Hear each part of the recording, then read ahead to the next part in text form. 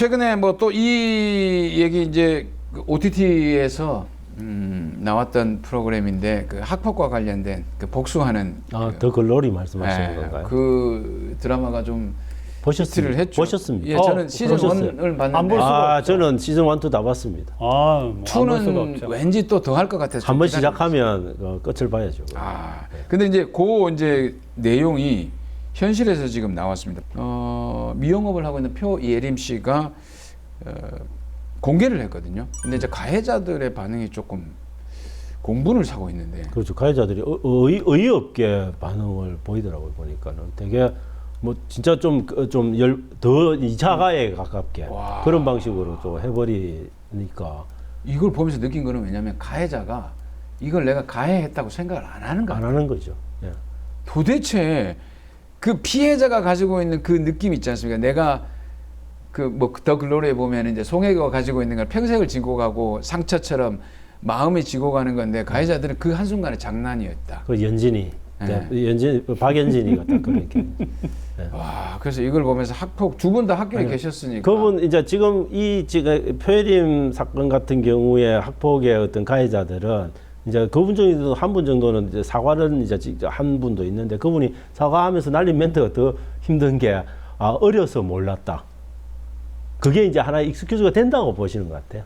그러니까 용서받을 수 있는 말이 어떤 말을 하면 내가 용서를 받을 수 있을까라는 그 생각을 잘 안 해본 것 같아요.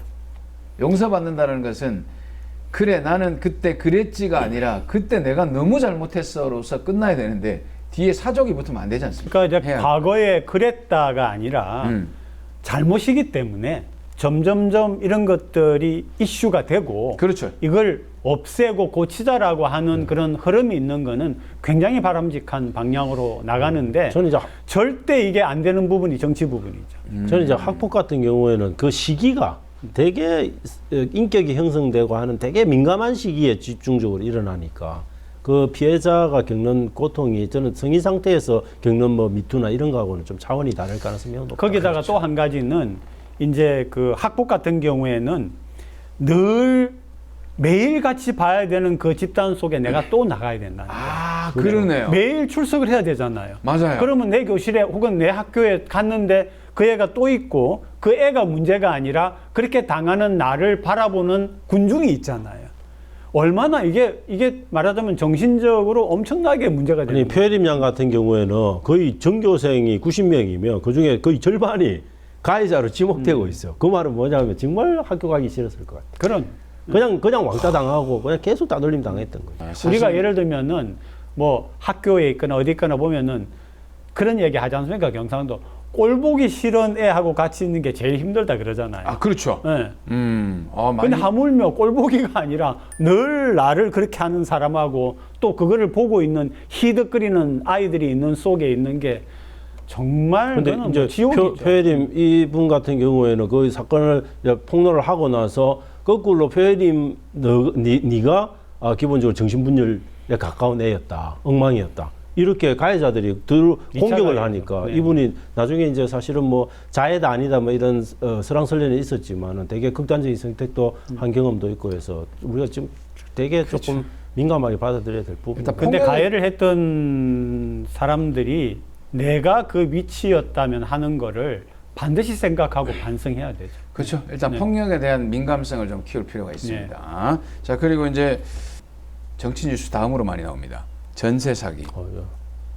지금 피해자들이 전국적으로 지금 협의체를 만들어 놓고는 있습니다만은 피해 구조를 하기 위해서 대책을 만드는 그 작업 내에서 전혀 이 피해자들의 목소리가 들어가지 않습니다. 얘기를 안 하고 있습니다. 뭐 이렇게 하자 뭐 세금적인 혜택을 주고 이렇게 얘기는 합니다. 대출 이자 싸게 해주고 그 정부가 다 지원하고 이런 것들 얘기는 하는데 이게 피해자들의 목소리가 들어가 있는 건 아니에요. 그래서 굉장히 지금 대책 논의를 하고 있는 이 부분에서는 조금 문제가 있다는 생각이 드는데. 저는 이 부분을 좀 정부가 구조적으로 바라볼 문제다. 이게 단순하게 빌런 한 사람이 전세 사기를 잘 친 한 사람에 의해서 만들어진 그냥 피해. 그래서 이 사건만 해결하면 될 문제가 아니라는 거죠. 이게 되게 보다 구조적으로 근데 전세 자금, 그러니까 깡통 전세가 만들어지고 있는 지금의 어떤 부동산 시장의 현실, 이런 것들이 만들어내는 대단히 구조적인 문제이기 때문에 지금은 수도권 중심으로 해서 몇 개구 중심으로 해서 나타나는 되게 작은 문제 같아 보이지만 이게 커지면 제가 볼 때 2만 명, 3만 명, 몇십만 명까지 불어날 수 있는 피해 규모가 지금 충분히 이제 가능성이 있기 때문에 초기에 정책적 대응을 잘해야 된다. 그러니까 이게 부산에서도 지금 60여 가구가 포함되어 있습니다. 이게 이제 전체적으로 이제 피해가 더 늘어나겠죠. 네, 늘어난다고 봐요. 초기에 지금 이제 잡기 위해서 일단 TF팀은 구성이 되어 있습니다. 시에서. 근데 문제는 이제 아까 말씀하신 대로 구조적인 문제가 네, 있기 네. 때문에 제도적으로 어떻게 바꿀 수 있는 부분을 빨리 좀 찾아내야 되거든요. 근데 이런 문제가 어디에서 어떻게 생겨났는지에 대한 파악을 과연 하고 있는지는 저는 잘 그 모르겠어요. 윤희숙 의원, 국민의힘 윤희숙 전 의원이 이야기를 한 거는 그게 임대차, 문재인 정부 때 임대차 3법 때문에 그랬다라고 또 전 정부 탓을 하는 거 아닙니까? 그런데 실제로 보면 임대차 3법이 약간 기여는 할 수는 있었겠지만 본질적으로는 기본적으로 금리가 너무 낮고 부동산 경기를 활성화시키기 위해서 모든 대출의 문턱을 다 열어준 게 사실은 큰 문제가 될 수도 있는 거죠. 근데 이제 피해자들은 그 얘기를 듣고 이런 얘기를 합니다.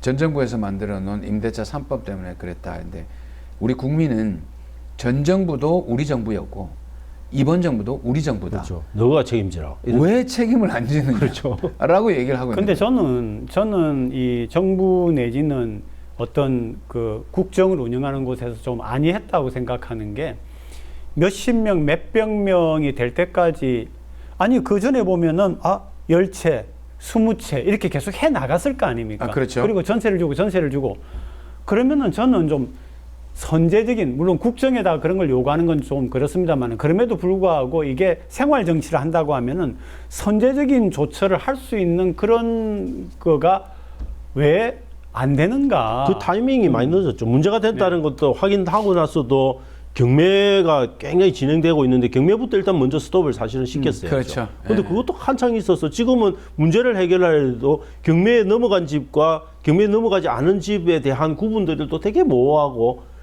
지원 대책도 다르게 구분돼야 되고 더 문제가 좀 복잡해진 상황들이 있어서 정부의 저는 초동 대처 미흡 이것도 되게 큰 문제를 만들고 그래서 있다는 저는 예를 생각이 들면 들어요. 국토부면 국토부, 뭐 산자부면 산자부든 앞으로 모든 문제를 좀 이렇게 회의를 할 때 혹시 위험 요소가 있는 그런 것들이 있는지 먼저 좀 뒤져봐라.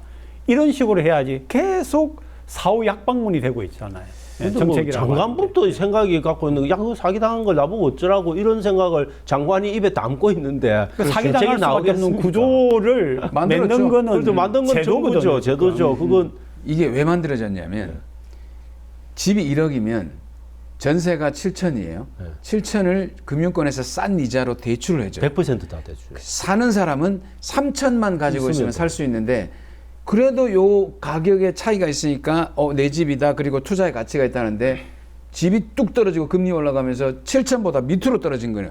그렇죠. 그러면 내가 전세를 내줄 돈이 없어서 그냥 넘어가는 거예요. 그러면 전세 사시던 분들은 그 어디에서 받아야 되지? 그게 지금 그런 상태에 있는 전세 가구가 전체의 한 거의 절반에 육박한다고. 근데 거기에 더 중요한 거는 경매를 넘겨서 어쨌든 6, 7, 뭐 한 5, 6천원이라도 받는데 여기에서 선순위로 돼 있는 사람이 금융권, 더 있어요. 금융권뿐만 아니라 그렇죠. 국세지방세. 국세지방세, 제1금융권 이런 거 다 빼고 나서 줄 거 아닙니까? 그러면 이제 진짜 전세 사시는 분들한테는 뭐 1,000만 원. 7천을 넣는데 한 1, 2천을 받게 되는. 그럼 어쨌든 이 전세 관련돼서 이 생긴 사기 피해는 우리나라만 생깁니다. 전세 제도가 우리나라만 그렇죠. 생기기 때문에. 우리나라밖에. 전 세계요. 그렇다면 우리가 만들어 놓은 제도적인 구조적인 함정은 우리 사회가 팠단 말이죠. 거기 빠진 사람 건지는 것도 구조적으로 건져줘야 됩니다. 그렇죠. 근데 지금은 그럼 너희 알아서 해야지.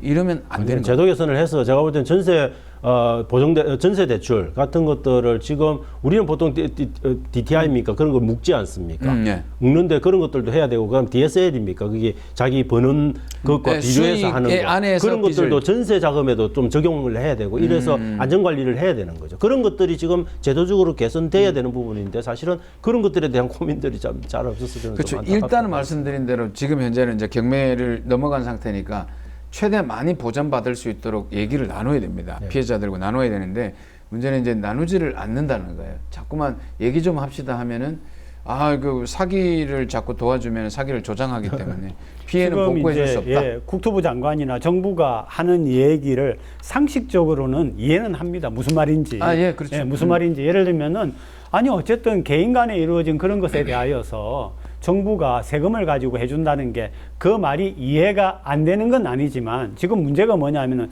거의 젊은 분들입니다. 젊은 분들이 피해자가 많습니다. 그렇죠. 젊은 분들 같은 경우에 제가 한번 생각을 해봤습니다. 1억을 내가 전세금을 넣었다가 다 잃게 됐다. 내가 1억을 만들려고 하면은요, 100만 원씩 저축을 100번 해야 됩니다. 100개월, 100개월. 100개월. 100회. 100회 해야 됩니다. 근데 1억 하면은 몰라 돈 많고 높은 사람들은 에이 하겠지만 서민이나 저 같은 입장에서도 100만 원을 100번 해가지고 1억 만드는 게 쉽지 않습니다. 절대로. 굉장히 큰 돈이거든요. 근데 이 1억을 바라보는 시선이 틀리는 것 같아요. 저는 근데 이제 뭐 원희룡 장관도 그렇고 다 이게 개인 차원의 벌어진 일들을 국가가 나서서 한다라고 막아주는 게 지금 기본적으로 도리에 맞지 않다 이렇게 보시는 생각이 좀 강한 것 같은데 저는 그걸 하나 묻고 싶은 게 그러면 근데 아파트를 아파트를 분양하고 기업들이 건설회사가 아파트를 지어서 미분양이 너무 남아서 문제가 된다고 미분양을 사실 위한 특혜 지원들을 정부가 정책 자금을 통해서 엄청나게 해요. 맞아. 미분양 거 사가지고. 그러면 일반 개인 기업의 일이잖아요. 그건 맞네. 왜 정부가 왜 도와주고 이건 일반 개인 국민의 문제라고 왜 안 도와줍니까? 그 논리가 안 맞잖아요. 그러고 보니까 저는 그런 것들에 대한 고민들을 좀 하셔야 되는 거죠. 옛날에 그것도 있었어요. IMF 때 공적 자금 세금이잖아요. 그렇죠. 은행 다 도와주고 투입해가지고 살렸잖아요. 다 했죠. 그거는 개인 기업 아닌가? 기업이면서 개인이죠. 개인을 도운 거죠. 왜냐하면 거기에 그 회사에 소속되어 있는 직원들이 있으니까. 그래서 같은 논리라고 저는 생각을 하거든요. 그리고 이게 근본적으로 이게 정부가 실패한 거잖아요. 그렇죠. 구조적으로 정부가 실패. 전세 관리에 대한 여러 가지 정책들을 내놨는데 뭐 LTV를 풀어준다든지 이런 것들을 통해 가지고 깡통 전세가 만들어질 수 있는 구조적 배경들을 만들어준 거 아닙니까? 그렇죠. 그러면 정부가 책임질 영역이 명백하게 있는 거고 국민들은 정부의 그런 정책 때문에 피해를 당한 영역이 있는 거죠. 그렇기 때문에 보험으로서 그런 것들을 커버해주는 정부의 어떤 지원들이 저는 필요하다. 그래서 저도 지금 현재 나와 있는 전체적인 숫자가 많은 것 같아도 크게 보면 그렇게 많지는 않습니다. 근데 아까 지적이 잘 된 것처럼 결국 이런 문제가 생긴 데에는 개인 차원보다도 제도의 문제가 있고 그렇죠. 관리의 문제가 있었다. 정부와 행정 차원에서 거기에 대해서는 책임을 져야 된다. 그렇습니다. 자, 그리고 이제 사상 해운대 고속도로가 이제 사실상 건설이 확정이 됐거든요. 그럼 이제 동서고가로 이게 좀 문제가 되고 있습니다. 얘기가 여기다 공원을 조성한다는 얘기도 있고 완전히 철거하자는 얘기가 있고 뭐 공원 조성에서 성공한 해외 사례들 근데 뭐 뉴욕 자주 가시니까 우리 조 교수님 공중공원 공중공원도 있고 하지만 실패 사례도 있거든요. 지금 서울에 근데 저희 서울역 앞에 고가도로 거기에 서울시가 그걸 허물지 않고 그대로 만들었죠. 지금 아무도 안 갑니다. 그리고 이제 여름에 그 땡볕에 저도 한번 걸어봤거든요. 네. 도저히 못 걷겠더라고요. 그래서 중간에 내려왔습니다. 그 생각을 보시면 그 땡볕에 그 콘크리트 구조물 위를 몇 개의 나무 만들어 놓은 거기를 왜 걷습니까? 바보입니까? 그러네요. 그러니까 우리도 고민을 좀 해봐야 되는 거예요. 저는 그래서 조금은 하고 워낙 저는 동서고가의 밑에 있는 부분이 워낙에 저는 낡기도 하고 전체적인 도시 미관의 관점에서는 어느 기간 정도는 조금 역사 보존의 차원에서 그런 정도로 활용할 수 있을지 몰라도 전체적으로는 저는 당연히 철거해야 철거를 하는 게 맞다. 이 동서고가가 굉장히 긴데 거기에서 이제 일정 부분 아마 한 1.7km인가? 어떤 그 정도를 이제 그렇게 한다는 건데 차이가 있습니다.